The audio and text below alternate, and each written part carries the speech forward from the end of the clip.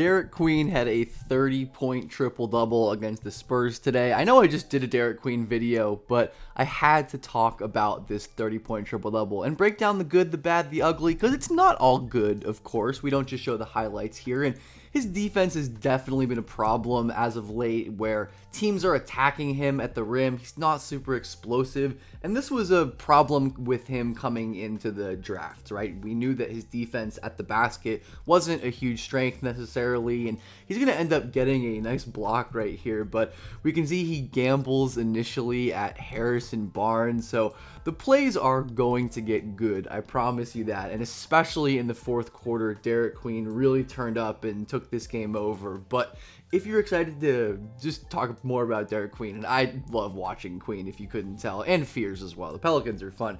Like, comment, subscribe. Let's get 100 likes on this video for more rookie content. A nice little fadeaway there by Queen. Luke Kornet to me is one of the most underrated center defenders in the NBA, and I think Queen is going to have some really impressive possessions against him. His mobility on defense is definitely the best thing about him, and that and his quick hands, I think. His hands honestly probably even better, where he can open his hips and actually turn with Stephon Castle, and he's not necessarily going to get his hands up and get a really big contest, but he is going to stay in front. Same with Harrison Barnes right here, using his hands, just contesting, forcing him into an ill-advised shot right there, and Kelly Olynyk is going to strip the ball from him on this play, but it's going to be, again, one of the few possessions where Kelly Olynyk is winning here. But even on a play like this, you can see the kind of leverage that Queen can generate against more traditional big, and even Olynyk is a bit smaller as bigs go, but Olynyk is able to swipe the ball out. Queen does lose it, and of course he's a rookie handler. He's going to turn the ball over, but he's a great coast-to-coast player, great bounce pass to Alvarado right there, and his ability to rebound and push the break is a big offense boost. And because the Pelicans basically just like run their offense with Queen as a 5-out hub, like I talked about, I'm just farming Derik Queen videos.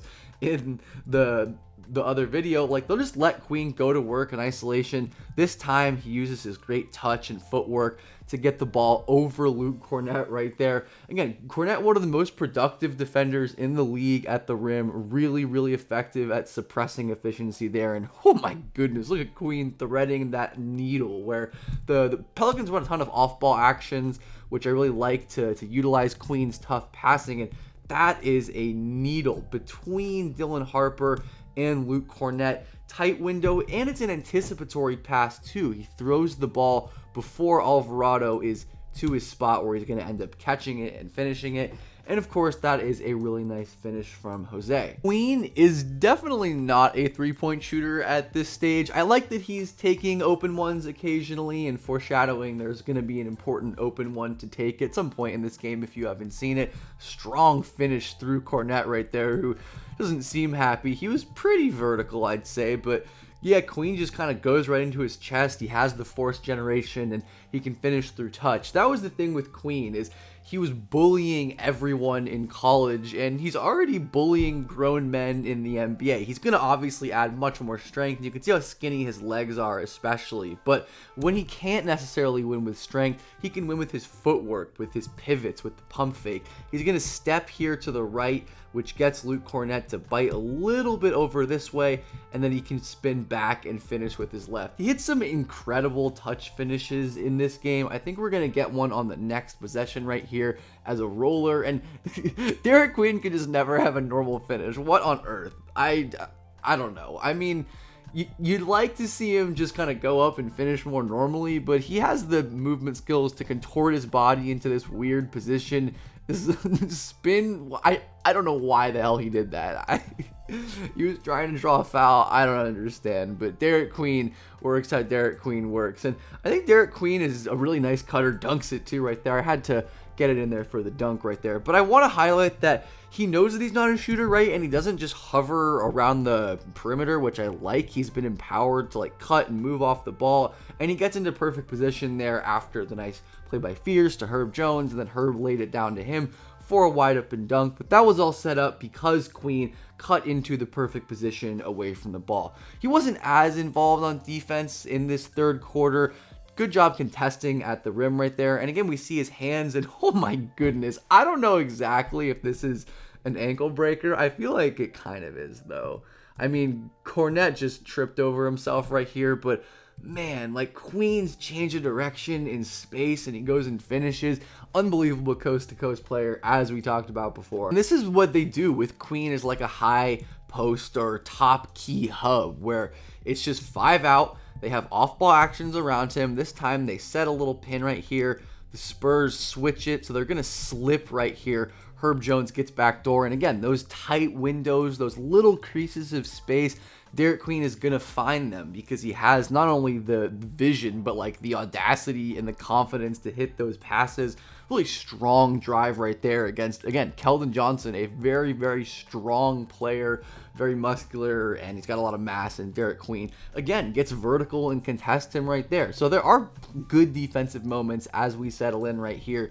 Good job getting vertical. It's not really vertical. I mean, he's bringing his arms down, but it doesn't seem like he swipes his arms by any means. Maybe they could have called a foul right there, but we're going to say good job by Derik Queen contesting nonetheless. And more like flow offense right here. And this is Derik Queen, another way that the Pelicans use him, not as the 5 out like top key initiator. This time it's Herb Jones, but they get a screen for Queen to get him on the move. And I really do like how the Pelicans are getting creative and using Queen in a lot of different ways. That's what you have to... That's kind of what I said at the time of the draft. And I was honestly dubious, especially because of the presence of Zion, but his injuries have paved the way for Queen to really be a centerpiece of this offense. And you can see why with stuff like this. He just gets a quick handoff on the wing, drives right through fellow rookie Carter Bryant, and he decells, hits the little touch shot late in the third quarter. Now Derik Queen is really getting going. We see the inverted pick and roll with Bryce McGowan's right there on the wing right there. I think that's Bryce McGowan's. And I love how poised Queen is in late clock situations where it's running down. The Pelicans always have like off-ball movement, switching right here, and that creates confusion. He just quickly zips it to Trey Murphy, who attacks the closeout. He trusts his guys to go make a play, almost like a great quarterback, just reading the floor out in these late clock situations, trying to find the little advantages. And I think Queen is really excellent at that. Another late clock situation right here. This time 3 defenders swarm him. Kelly Olynyk cannot guard him 1v1. You have Carter Bryant gapping off the strong side, and then you have Stephon Castle gapping on the weak side right here, and Queen does a good job threading that needle and finding Micah Peavy cutting and finishing at the basket right there. So even against pressure, even when they're sending multiple bodies and late clock, end of the third quarter, this time Kelly Olynyk tries reaching and it does not working like it did like it did earlier in the game, where Queen is just so quick and he can get his shoulder below, and that allows him to generate force and push him back and just, get the kind of space that he needs to get his shots off, draw fouls, do all of his nice Derik Queen things that we've come to know. But Queen getting up right there, I think he ends up getting a block right there on Stephon Castle. Rises up, good timing right there. So he's had some moments at the basket on defense in the game, but definitely we're going to see some of the limitations in the fourth quarter. Another nice cut for Derik Queen. Again, we see him not settling for the 3 and spacing up right there, and what a passer on the move he is. Even though Queen is mid-spinning, he's still reading that Murphy is cutting behind Champagnie. He passes the ball when there is no advantage. Champagnie's arms are in the passing lane trying to get there, but Queen just rifles it in there. His placement, his accuracy on the move, high level stuff for a rookie playing as like a primary playmaking hub for an NBA offense. It's not a very good one, but it is an NBA offense, and he was going to work as like an isolation face-up score. This is editing, Ben, and I meant to do this live, so I'm just going to do it now. I wanted to talk about his unassisted rates, or at least show them. You can see how much he's creating in the film, so you can kind of infer it, but like 6th percentile unassisted rate for a rookie. Maybe skewed by some of the threes, but he's not taking a lot of threes. 91st percentile rim volume, 86th percentile free throw volume. Like, this is star stuff pretty clearly to me, and the efficiency isn't great right now. Like, the shooting, like we said, is going to be a swing skill, but like, yeah, man, crazy in terms of how much he's creating for himself as a center, as a rookie in the NBA.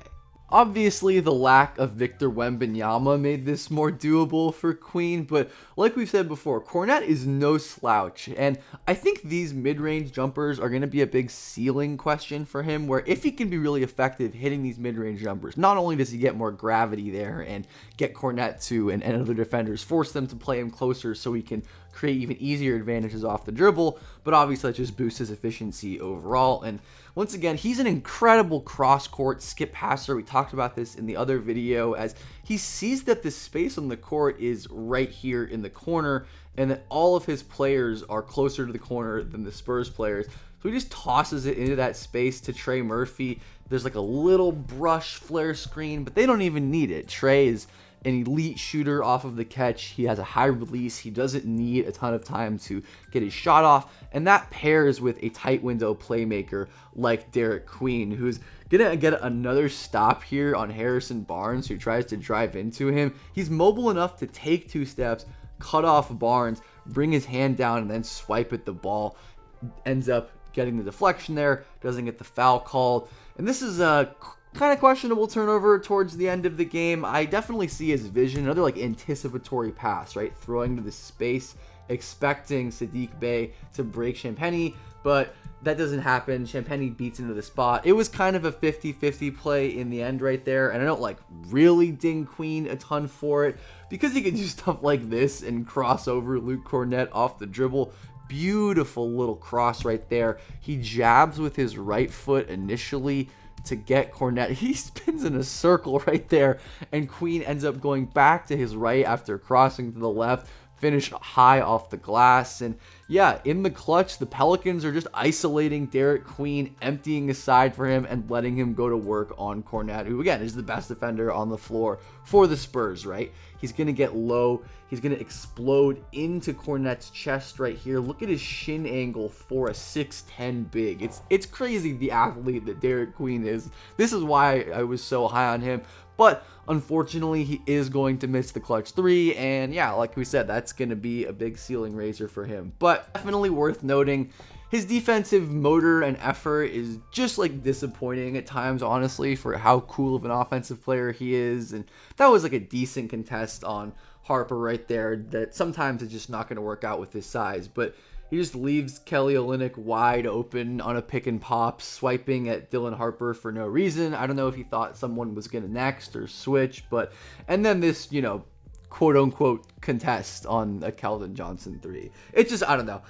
The ceiling obviously is going to depend on whether or not he can clean this stuff up, because his offense is just so enticing. Like, we can see the way he can take over games with his ball handling and his scoring already. Like, he's a mismatch weapon as a rookie, because there just aren't players built to handle a 6'9", 6'10 big with his strength, who can also change directions and stop on a dime and twist and contort his body like Derik Queen has. And he has fully been unleashed as a passer in a way that he wasn't in college or really ever before. And I think this is going to be the first of many triple doubles for Mr. Derik Queen. Thank you all for watching. Like, comment, subscribe again, and I hope you have a great day.